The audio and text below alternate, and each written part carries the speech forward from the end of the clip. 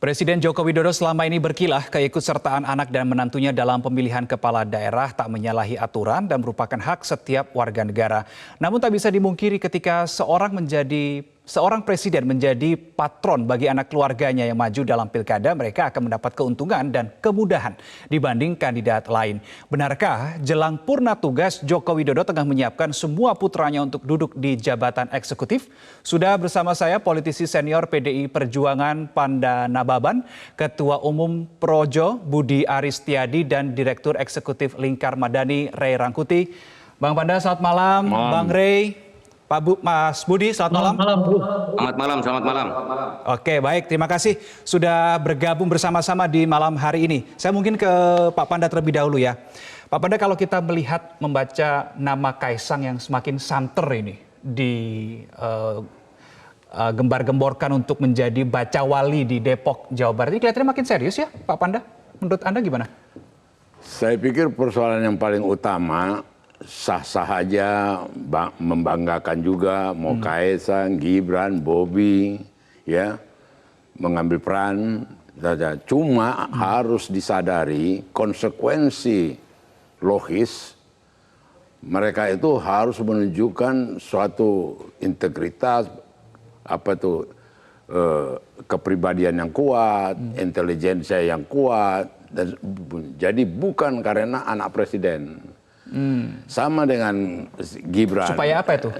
Supaya seperti tadi, karena anak presiden maka otomatis bisa jadi ini. Karena anak presiden otomatis bisa jadi ini. Kemudian otomatis itu yang dibilang dinasti. Ya. Ini tidak. Sama seperti Gibran di Solo. Secara penataan kota dan segala itu bolehlah, baiklah. Tetapi jangan dia main-main politik yang sampai kemudian dia udah ditegur, udah dipanggil DPP gitu loh.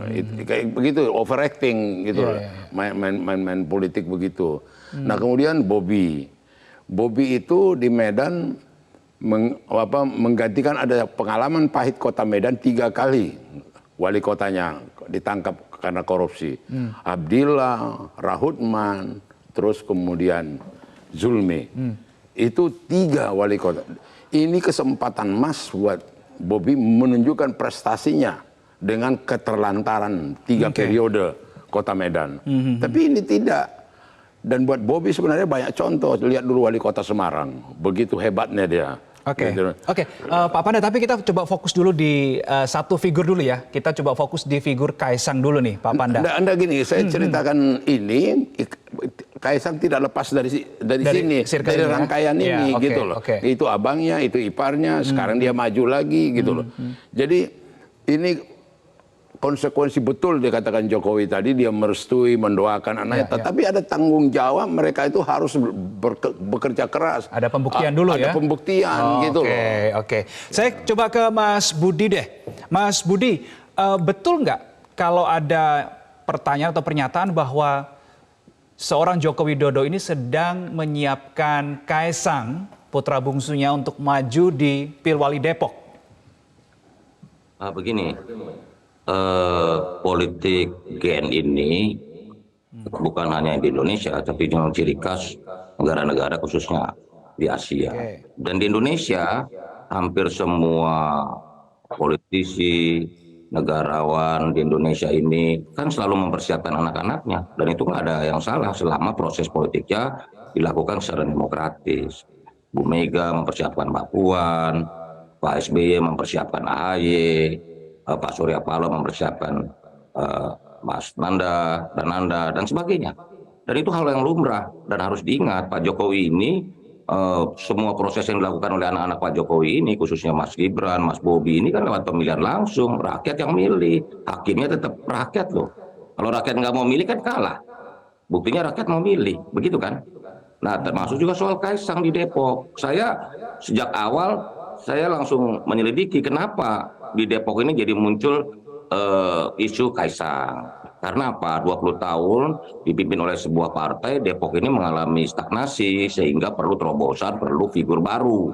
Yang mohon maaf, setelah saya selidiki lagi, ternyata di Depok ini banyak sekali, hampir 50% orang Depok itu beraktivitas di Jakarta.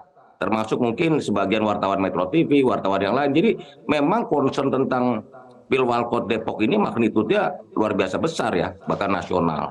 Nah, kembali ke soal Kaisang, saya menilai bahwa itu hak politiknya Kaisang. Toh akhirnya kembalinya lagi kepada pilihan warga Depok. Oke. Warga Depok mau nggak milih beliau? Kan begitu, kan dikembalikan diserahkan kepada rakyat. Begitu. Tapi Mas Budi begini, memang yang memilih akhir adalah rakyat. Tapi kalau saya coba gabung tadi seperti yang dikatakan oleh Pak Pandana Baban, harus ada pembuktian dulu ya, harus ada rekam jejak, karir politik dan seterusnya. Sampai sekarang kan Kaisang juga belum bergabung dengan partai politik manapun tuh. Pembuktiannya pun di kehidupan atau di ceruk politik juga masih belum ada. Bagaimana Mas Budi merespon hal ini? Ya namanya baru ya selalu belum ada rekor sama. Itu kan kalau itu sama aja logika waktu di zaman Orde Baru dulu, untuk jadi presiden harus punya pengalaman jadi presiden. Ya nggak bisa begitu dong. Seperti misalnya Pak Jokowi waktu awal 2014 juga diragukan beliau menjadi presiden Indonesia. Ternyata waktu membuktikan. Menurut saya beri aja kesempatan. Kan gini loh, anak muda berpartisipasi dalam politik, khususnya politik lokal, membangun daerah, itu kan harus diapresiasi. Oke. Keinginan untuk berpolitik harus diapresiasi ya, yang datang dari seorang anak muda. Dan mengabdi kepada daerahnya bagaimana? Harus diapresiasi. Harus diapresiasi meskipun masih belum ada pengalaman di bidang politik. Tahun-tahun ini. Oke, Mas Budi tahan dulu. Oke, silakan. Pak Panda. Gimana? Mas Budi mengatakan bahwa ini harus diapresiasi, bahwa ada anak muda yang ingin berpolitik menjadi seorang calon kepala daerah. Tapi kalau tanpa ada rekam jejak, ada pengalaman? Aku terus terang bukan apresiasi aja, aku sangat bergembira. Karena saya juga berapa belas tahun ini ngikutin keluarga ini gitu loh. Saya bergembira, cuma maksud saya konsekuensi daripada tampilnya mereka itu bukan double, triple prestasi mereka. Bukan soalnya anak muda dikasih kesempatan, ada konsekuensi karena mereka itu anak presiden. Jauh lebih bagus lagi, jauh lebih paten lagi, jauh lebih legendaris lagi. Begitu, bukan pas bandrol. Gitu loh, itu maksud aku. Sama dengan kembali lagi saya pakai tadi wali kota Medan. Kenapa tidak dia tiru wali kota Semarang begitu, wali kota Surabaya sekarang, atau Risma pada awalnya. Sekarang nggak ada yang langsung dirasakan oleh rakyat yang dia lakukan gitu loh. Itu sangat berpengaruh, apalagi dia menantunya presiden gitu. Ini bahayanya yang Anda baca ini. Bahayanya iya, gitu. Itu yang saya khawatirkan. Dan saya udah sampaikan kepada presiden, dan saya udah sampaikan kepada Bobby gitu loh. Apa responnya pada saat itu ketika Anda menyampaikan ke presiden dan ke Mas Bobby soal waktu itu Pak Jokowi, oh begitu ya gitu ya. Waduh, terima kasih informasinya. Itu aja. Baik. Saya coba ke Bang Rey. Bang Rey, tadi Anda sudah mendengarkan ya bagaimana pendapat dari Mas Budi, bagaimana pendapat dari Pak Panda terkait dengan rencana berkiprahnya Kaisang di dunia politik. Tapi kalau menurut Anda, ini terlihat semakin serius ya. Ini serius untuk maju atau serius untuk membuat gimmicknya nih, Bang Rey? Dari perjalanannya Kaisang ya. Kesan saya sih beliau ini agak serius untuk maju ke Pilkada Depok itu. Jadi ini bukan gimmick ya, meskipun kemudian kita nggak tahu hasilnya seperti apa, tetapi sepanjang yang saya lihat dalam 1 atau 2 bulan ini, saya kira apa yang tengah gerak-gerik yang dilakukan oleh Kaisang itu menunjukkan keseriusan untuk maju di Pilkada Depok gitu. Oke, tetapi dengan kalau misalkan yang tadi ditakutkan oleh Pak Panda adalah kalau tidak ada kualitas, kalau tidak ada rekam jejak, ditakutkan nanti dikaitkan dengan ini adalah dinasti, begitu upaya dinasti, membangun dinasti. Bang Rey ada komentar apa? Ya, ini memang agak rumit ya. Pertama kan kalau misalnya mengacu ke katakan Bob di Medan seperti diungkapkan oleh Bang Panda ya. Tapi itu kan diusung oleh PDI Perjuangan gitu. Itu artinya tanggung jawab PDI Perjuangan untuk memastikan bahwa wali kota yang mereka usung ini punya prestasi yang cukup besar. Itu nggak hanya sekedar pada Bapak Presiden gitu. Di Solo juga begitu. Yang usung itu kan adalah PDI Perjuangan gitu. Nah, jadi kalau PDI Perjuangan menganggap belum ada prestasi Bob di Medan atau katakanlah Gibran di Solo gitu, itu tanggung jawabnya justru ada di bukan di presiden, tanggung jawabnya itu ada di PDI Perjuangan, karena keduanya diusung oleh PDI Perjuangan dan merupakan kader PDI Perjuangan gitu. Kalau Kaisang kan agak beda nih. Kaisang ini kan kelihatan agak keluar dari jalur PDI Perjuangan, ya kan, kelihatan lebih dekat dengan PSI, belum tentu juga ya bersama dengan PSI gitu ya. Dan oleh karena itu mengaitkan antara kader PDI Perjuangan yang dianggap kurang, ya kadarnya biasa-biasa saja, dengan Kaisang yang bakal diusung oleh PSI, ya nggak tepat gitu loh. Oke, Gitu. baik. Ini justru menurut saya Singkat saja. tidak adanya prestasi Jadi yang dikatakan Rai tadi, yang dikatakan Rai tadi, bagaimana di Medan, ya bagaimana PDI Perjuangan, terpaksa dengan segala rasa malu saya harus sampaikan, pengurus PDI Perjuangan sendiri mengaku saya untuk ketemu Bobi aja susah. Karena apa? Dia pakai benteng pas pampres. Birokrasinya ruwet. Ini pengakuan pengurus PDI Perjuangan baik di tingkat daerah maupun kota kepada saya. Dan itu saya sampaikan kepada Pak Jokowi. Loh, enggak, itu yang saya katakan konyol. Konyolnya gimana, Pak? Ya artinya seperti yang dikatakan Rai, dari partainya sendiri susah. Susah untuk bertemu dengan dia gitu loh. Nah, tapi belakangan ini sudah ada perbaikan lah, sudah ada teguran gitu loh. Lebih mudah atau tetap susah? Udah mulai lebih mudah gitu loh. Oke. Bang Rey, silakan kalau mau ngomong apa tadi. Itu artinya kan ada persoalan di internal PDI Perjuangan yang itu yang diselesaikan oleh PDI Perjuangan, karena kita nggak mungkin masuk pada wilayah yang sangat internal yang kayak begitu. Yang kita lihat itu adalah jangankan kita, PDI Perjuangan sendiri merasa entah itu Gibran, entah itu Bob, dianggap kualitasnya sama aja dengan pemimpin kepala-kepala daerah yang lain. Belum ada sesuatu yang menonjol. Yang saya mau katakan itu adalah kalau PDI sendiri sebagai partai pengusung menilai kualitas kader mereka ini bermasalah gitu ya, bermasalah dalam pengertian biasa-biasa saja itu ya. Ya mestinya mereka lah yang pertama kali harus melakukan kritik, melakukan penjagaan macam-macam dan seterusnya. Itu yang saya sebutkan.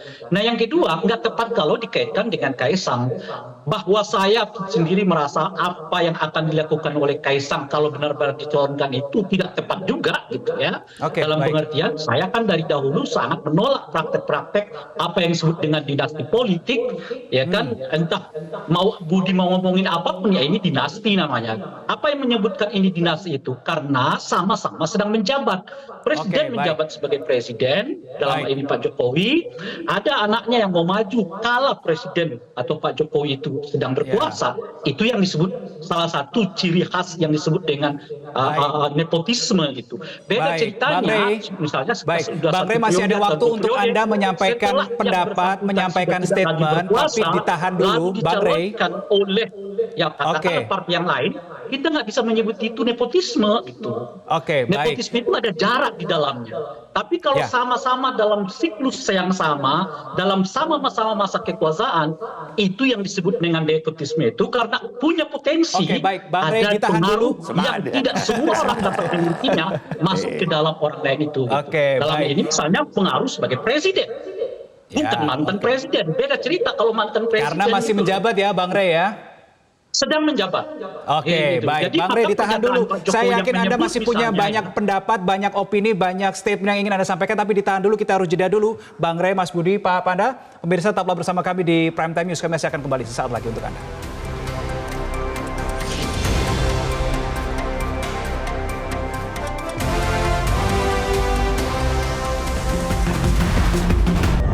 Baik pemirsa, saya lanjutkan perbincangan bersama dengan Pak Panda, Mas Budi, dan Bang Rey. Saya ke Mas Budi terlebih dahulu.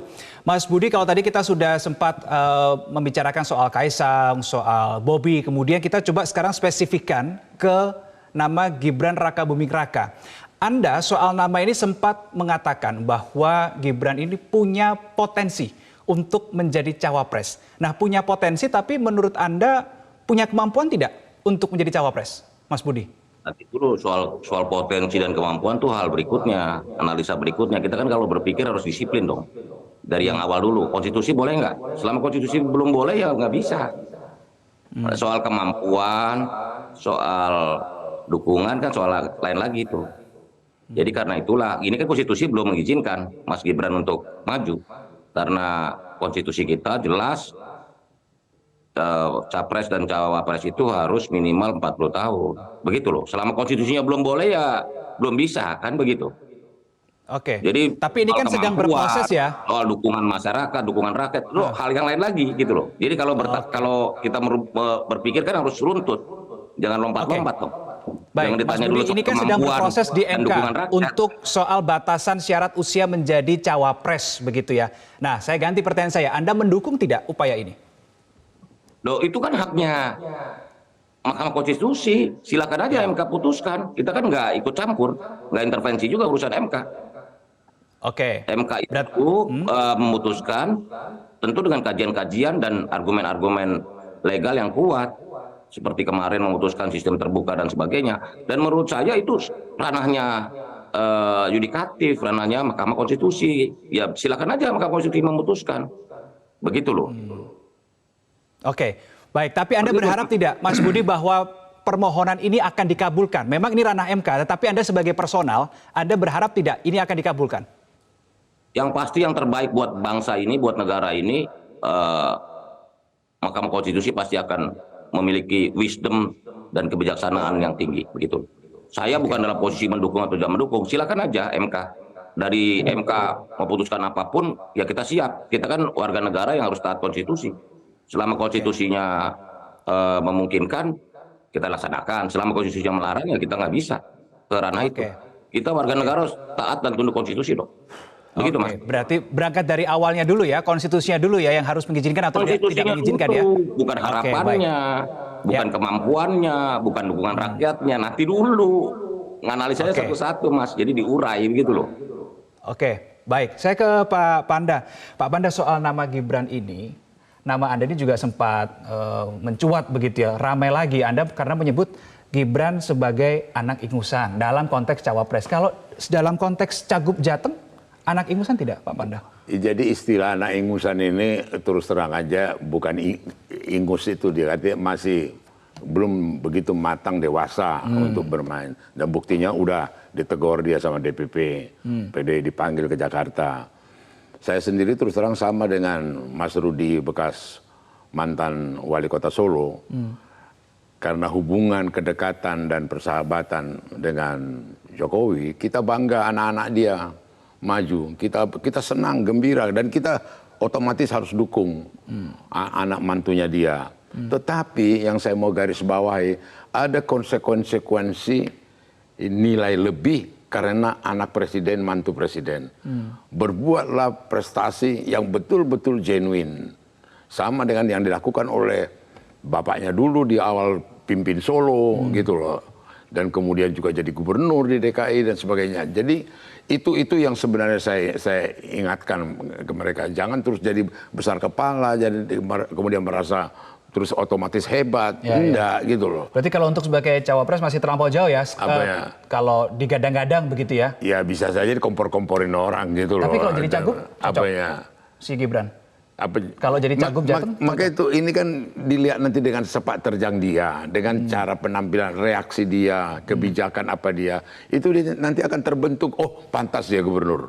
Wah, cocok memang dia jadi wali kota Depok. Wah, memang apa begitu, gitu loh. Tapi bukan karena di bawah bayang-bayang presiden. Joko Widodo ya, ayahnya itu yang kita tidak suka gitu loh. Tapi betul-betul karena memang kebetulan anak presiden, kebetulan mantu presiden, tapi punya prestasi, punya karya kerja dan sikap yang diperhitungkan gitu loh. Itu aja. Oke, baik. Saya ke Bang Rey. Bang Rey, tadi Anda katakan susah tidak mengartikan ini adalah upaya seorang Joko Widodo untuk membangun dinasti karena sampai saat ini sedang menjabat Presiden Republik Indonesia. Nah, pertanyaan saya gini, Bang Rey, ke Anda adalah kenapa sampai dengan saat ini Presiden Joko Widodo terkesan ya dalam tanda kutip karena dia masih menjabat sebagai seorang presiden menyiapkan anak mantunya duduk di eksekutif? Ya, pertama karena memang seperti tadi disebutkan sudah agak lumrah di dalam tradisi politik Indonesia sekarang ini menjadikan keluarga bagian dari pemilik kekuasaan gitu. Apa yang dituju dari itu semua ya saya nggak tahu, itu harus dikembalikan kepada orang per orang memang gitu. Kan cuman kalau kita lihat gejala sebelumnya sih lebih karena ingin mengamankan aset yang telah mereka miliki, jangan sampai jatuh ke tangan yang lain. Oleh karena itu harus diwariskan melalui kekuasaan. Karena relatif memang para politisi kita secara umum mendapatkan aset itu ya dari politik, bukan dari perdagangan biasa gitu loh kira-kira. Kalaupun misalnya melakukan perdagangan biasa, ya perdagangannya lebih banyak bersentuhan dengan negara alias pemerintah gitu. Oleh karena itulah kemudian perlu sekali menjaga politik ini alurnya tetap di kita gitu, bukan kemana-mana. Saya tidak sedang merujuk kepada situasi Pak Jokowi, saya menyatakan ini gejala umumnya gitu. Kenapa begitu marak politik dinasti kita akhir-akhir ini gitu? Ya karena ada kepentingan mengamankan aset itu gitu. Nah, aset itu umumnya adalah berada di kekuasaan negara gitu. Karena umumnya ya masyarakat politisi kita itu mendapatkan kesejahteraan karena mereka menguasai aset-aset kekuasaan itu gitu. Jadi ini sebetulnya hubungan yang sudah pernah dianalisa ya macam-macam. Patronase antara kepentingan pemilik modal dengan kepentingan pemilik kekuasaan. Nah kalau dulu aktornya dua, pemilik modal tersendiri, pemilik kekuasaan tersendiri. Kalau sekarang ingin jadi dua-duanya, dia pemilik modalnya, dia juga pemilik kekuasaannya gitu. Itu trennya sekarang ini kita lihat. Oke, Bang Rey, ditahan dulu. Saya ingin minta tanggapan dari Mas Budi dalam perjalanan sebangsa kita, karena di awal pendirian bangsa kita ini nggak ada ini praktek-praktek yang kayak begini gitu loh. Ya, Bang Rey ditahan dulu. Saya ingin minta pendapat dari atau tanggapan dari Mas Budi Ari. Mas Budi, Bang Rey tadi bilang ini untuk mengamankan aset ini, makanya harus ada membangun dinasti politik. Anda bagaimana responnya? Betul tidak Pak Jokowi sedang mengamankan aset seperti yang dikatakan tadi oleh Bang Rey? Begini loh, Pak Jokowi ini adalah pemimpin yang menjadi Presiden RI ini karena satu proses yang namanya achievement, pencapaian. Pak Jokowi ini kan melalui track baru, dari wali kota Solo yang sukses, gubernur DKI, presiden. Jadi semuanya didapat lewat pencapaian, bukan karena beliau anak siapa atau anak siapa. Nah, soal anak-anak beliau ini kan menjadi inspirasi buat Pak Jokowi juga. Jadi bukan dalam posisi kita menilai apakah ini lumrah, layak, boleh tidak, etis tidak. Tetapi yang pasti bahwa yang saya bangga adalah Pak Jokowi membiarkan anak-anaknya merestui, mendoakan seperti kata Pak Presiden. Sebagai orang tua kan memang merestui, mendoakan. Tapi kan prosesnya dibiarkan dimasak di bawah. Kalau anak Presiden maunya langsung enak, enggak, dari bawah. Wali kota, jabatan politik yang memerlukan proses dan juga pembuktian. Saya setuju dengan Bang Panda tadi, memang beban berat bagi anak presiden bahwa dia harus 2 kali lipat, baru 3 kali lipat dari bapaknya, begitu loh. Baru kita memperoleh recognize dan juga apresiasi dari masyarakat. Jadi itu tugas berat, memang tantangan berat buat Mas Gibran, Mas Bobi, dan juga Kaisang. Kalau mau mengabdi dalam ranah publik, dia harus minimal 2 kali lipat dari apa yang dilakukan oleh bapaknya. Begitu. Baik. Terima kasih Ketua Umum Projo Budi Ari Setiadi, kemudian politisi senior PDI Perjuangan Pak Pandana Baban, dan juga Direktur Eksekutif Lingkar Madani Ray Rangkuti sudah bergabung bersama kami di Prime Time News malam hari ini. Selamat malam Bapak-Bapak. Selamat malam. Pemirsa tetaplah bersama kami, Prime Time News masih akan kembali sesaat lagi untuk Anda.